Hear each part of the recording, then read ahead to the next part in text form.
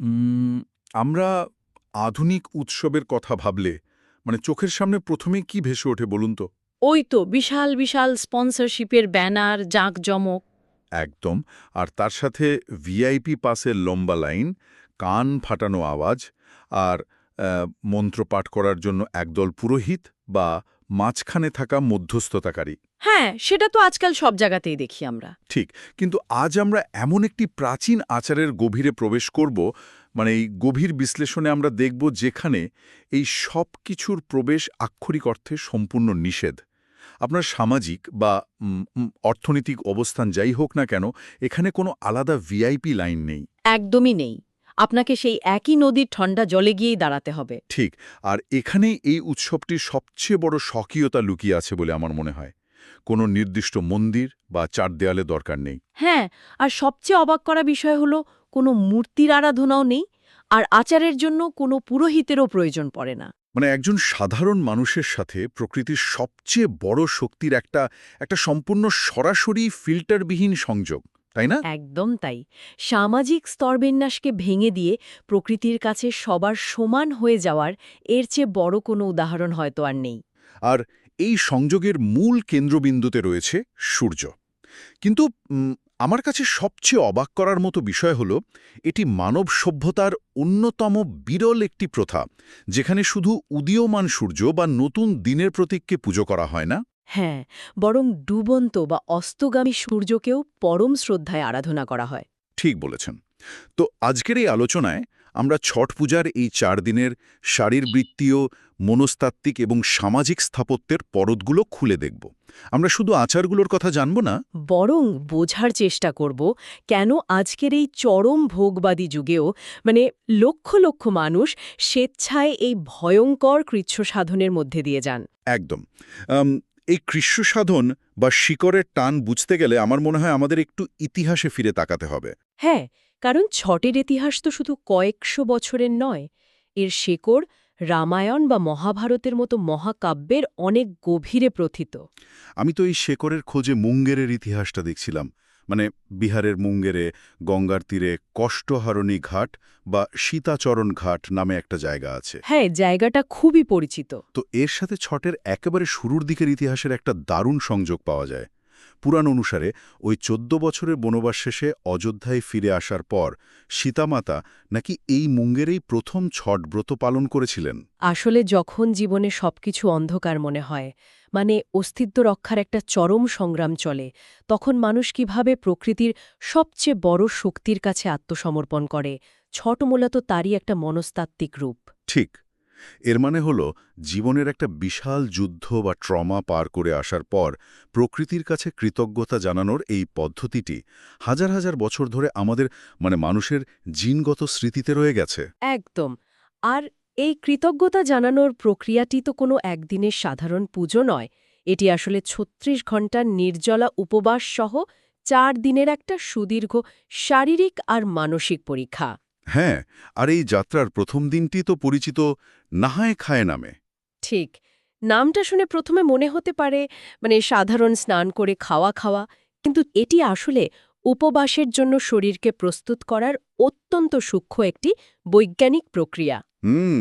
এই প্রস্তুতি পর্বের যে বিবরণ আমি মুঙ্গের বা পাটনার স্থানীয় পরিবারগুলোর কাছ থেকে জানতে পেরেছি, তা সত্যিই বিস্ময়কর। প্রথম দিন ছাদের উপর পরম যত্নে গম ধুয়ে শুকানো হয়। হ্যাঁ, আর বাড়ির কেউ একজন সবসময় সেখানে পাহারায় থাকেন। ঠিক।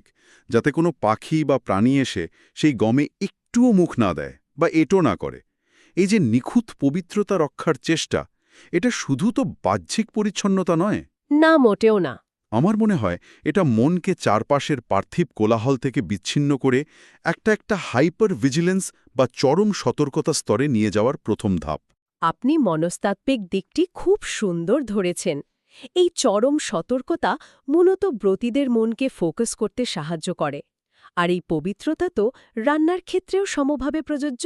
হ্যাঁ, রান্নার জন্য নাকি সম্পূর্ণ আলাদা পাত্র ব্যবহার করা হয়? একদম। আর খাবারের তালিকাটিও হয় সম্পূর্ণ সাত্ত্বিক।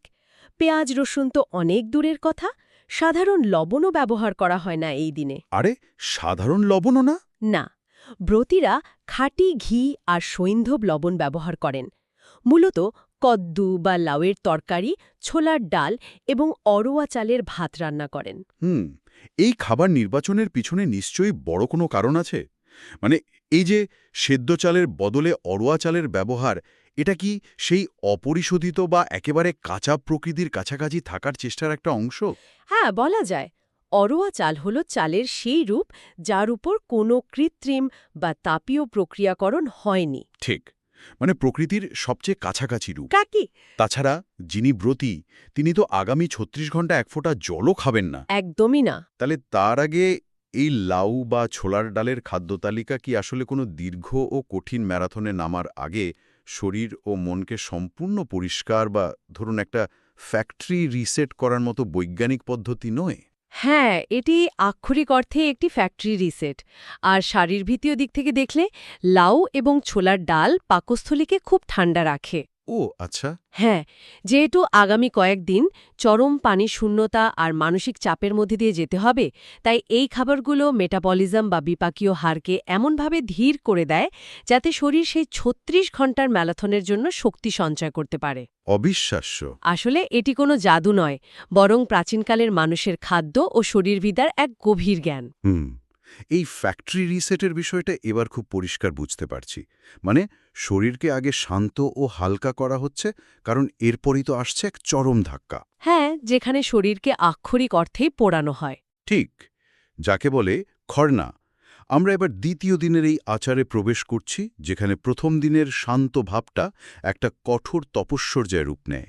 একদম ঠিক বলেছেন।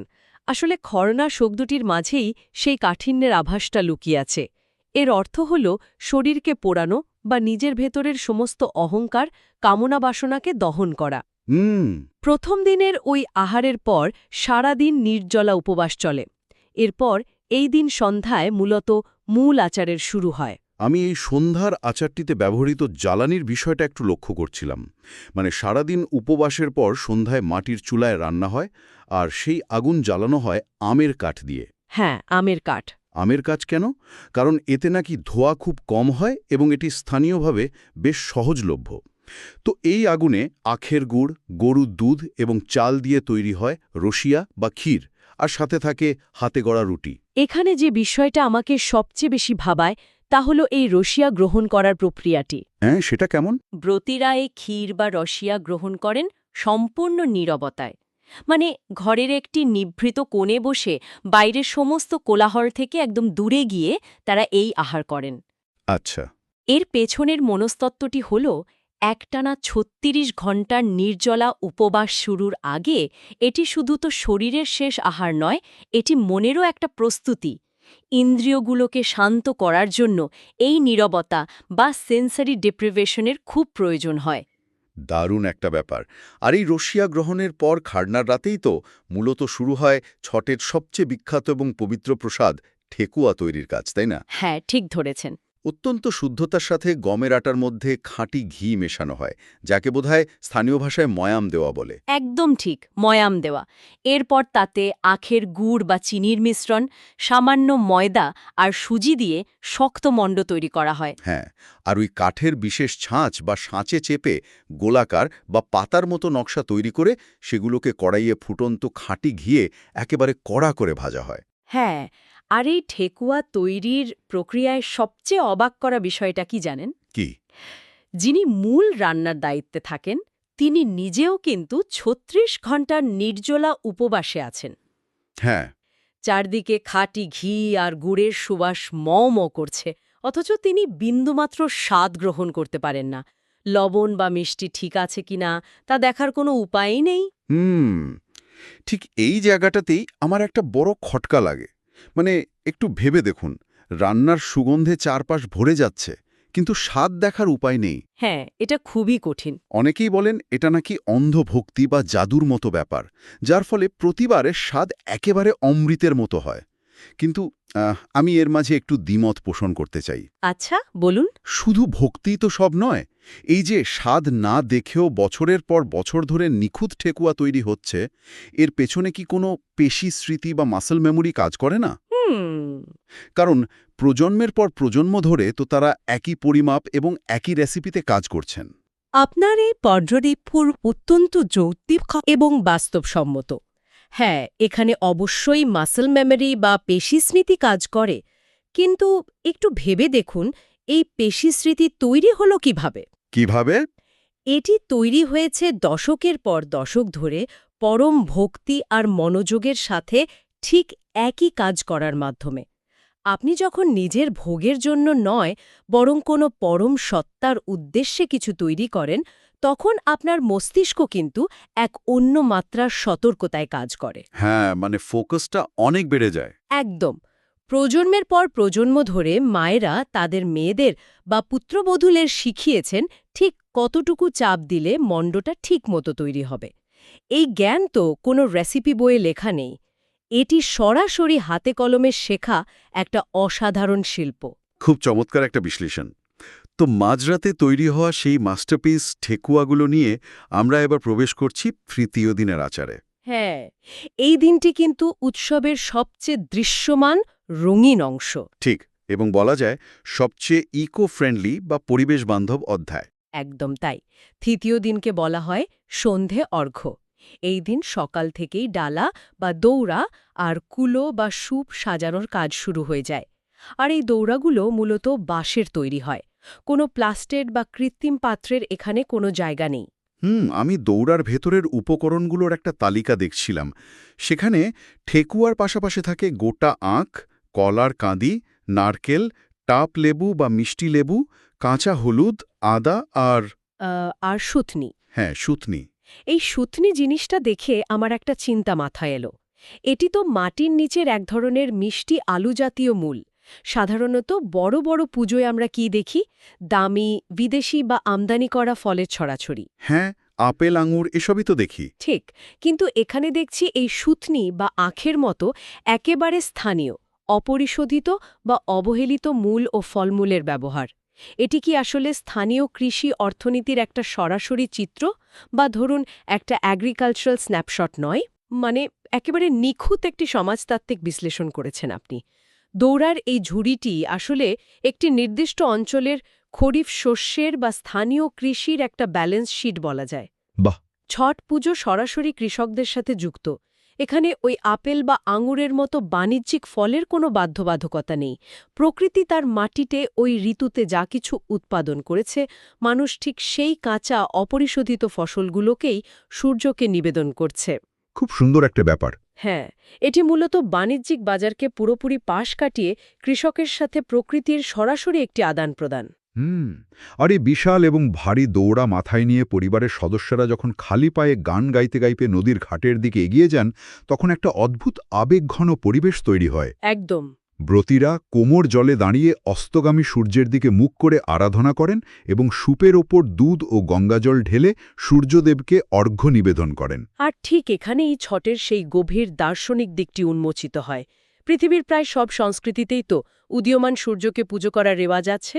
হ্যাঁ, কারণ তা নতুন দিনের বা নতুন শক্তির প্রতীক। ঠিক, অন্ধকারকে সব সংস্কৃতিই ভয় পায়। কিন্তু ছট হল বিশ্বের অন্যতম বিরল একটি দর্শন, যেখানে ডুবন্ত বা অস্তগামী সূর্যকেও অর্ঘ্য দেওয়া হয়। এই ডুবন্ত সূর্যকে সম্মান জানানোর পেছনের মনস্তত্ত্বটা আসলে কি বলে আপনার মনে হয়? আসলে যখন সমস্ত পৃথিবী অন্ধকারের দিকে এগিয়ে যায়, দিনের আলো নিভে আসে, তখন অস্তগামী সূর্যকে অর্ঘ্য দেওয়ার অর্থ হল বিদায় বেলায় তার প্রতি অসীম কৃতজ্ঞতা জ্ঞাপন করা। মানে একটা ধন্যবাদ জানানো। একদম। যে সারাদিন আমাদের আলো ও উত্তাপ দিয়েছে, তাকে শুধু প্রয়োজনের শেষে ভুলে গেলে তো চলবে না। এটি আমাদের শেখায় যে যার পতন হচ্ছে বা যে বিদায় নিচ্ছে, তাকেও সম্মান জানাতে হয়। দারুণ একটা ভাবনা। প্রকৃতিতে কোনো বিদায় তো চিরস্থায়ী নয়। এই অন্ধকারের পরেই কাল সে আবার নতুন আলো নিয়ে ফিরে আসবে। অর্থাৎ অন্ধকারের ভেতরে দাঁড়িয়েও আশার ওপর পূর্ণ বিশ্বাস রাখা। আর এই আশাতেই তো ব্রতীরা রাতভর জেগে থাকেন। রাতে ঘরে বা ঘাটের পাশেই আখের ছাদ বা মণ্ডপ তৈরি করে মাটির তৈরি হাতির ওপর প্রদীপ জ্বালিয়ে কোশি ভরাই প্রথা পালিত হয়। হ্যাঁ, কোশি ভরাই। এই সারা রাত জেগে থাকাটা নিশ্চয়ই একটা চূড়ান্ত মানসিক শক্তির পরীক্ষা। অবশ্যই। এটি শারীরিক ক্লান্তিকে অতিক্রম করে যাওয়ার একটা আপ্রাণ চেষ্টা। সারাদিন উপবাস করে নদীর জলে দাঁড়িয়ে আবার সারা রাত জেগে প্রদীপ জ্বালিয়ে রাখা। ভাবাই যায় না। হ্যাঁ, এটি ব্রথীকে এমন একটা মনস্তাত্ত্বিক স্তরে নিয়ে যায় যেখানে তার কাছে পার্থিব কষ্টগুলো খুব তুচ্ছ মনে হতে শুরু করে। হুম। আর রাতের এই অন্ধকার আর অপেক্ষার প্রহর পেরিয়ে আমরা পৌঁছে যাই চতুর্থ দিনে, যা এই 4 দিনের ম্যারাথনের চূড়ান্ত পরিণতি। একদম, একটি নতুন ভোরের প্রতীক্ষা। ভোররাতে কনকনে ঠান্ডার মধ্যেই ব্রতীরা আবার নদীর ঘাটে গিয়ে জলে নামেন। সবাই উদীয়মান সূর্যের প্রথম কিরণের অপেক্ষায় প্রহর গণেন। এটি হল উষা অর্ঘ্য। এখানে একটা দারুণ শারীরবৃত্তীয় ব্যাপার ঘটে, জানেন? তাই? কি সেটা? ওই কনকনে ঠান্ডায় নদীর জলে দীর্ঘক্ষণ দাঁড়িয়ে থাকার ফলে শরীরে এক ধরনের কোল্ড শক বা তীব্র কাঁপুনি তৈরি হয়। আর ঠিক সেই মুহূর্তে যখন উদীয়মান সূর্যের প্রথম রশ্মি জলের স্রোতকে এবং মানুষের শরীরকে স্পর্শ করে, তখন শুধু ধর্মীয় নয়, একটা জৈবিক বা বায়োলজিক্যাল স্বস্তি তৈরি হয় শরীরে। ও, মানে একটা ফিজিক্যাল রিলিজ। হ্যাঁ, শরীরের ভেতর দিয়ে এক অদ্ভুত উষ্ণতা আর এন্ডরফিনের বন্যা বয়ে যায়। এই আদিম আনন্দটাই মানুষ এখানে উদযাপন করে। অসাধারণ। সূর্যের প্রথম আলো স্পর্শ করার সাথে সাথে শুরু হয় অর্ঘ্য নিবেদন, আর তারপরই আসে সেই বহু প্রতীক্ষিত মুহূর্ত, পারণ, মানে ৩৬ ঘণ্টার ওই কঠোর উপবাসের সমাপ্তি। হ্যাঁ, সাধারণত একটু আদা আর জল পান করে এই দীর্ঘযাত্রার সমাপ্তি টানা হয়। তবে এই ঘাটে পরিবেশের একটা বিষয় আমার খুব নজর কেড়েছে। একে তো আমি বলতে চাইব, মানে একটা সোশিও ইকোনমিক লেভেলিং বা চরম সামাজিক সাম্য। বিষয়টা একটু ভেঙে বলবেন? হ্যাঁ, ধরুন একজন অত্যন্ত ধনী ব্যবসায়ী এবং একজন সাধারণ দিনমজুর, দুজনেই একই নদীতে একই কোমর জলে দাঁড়িয়ে আছেন। দুজনের হাতেই সেই একই বাঁশের দৌড়া, একই মাটির প্রদীপ, একই রকম লাউ বা সুথুনি।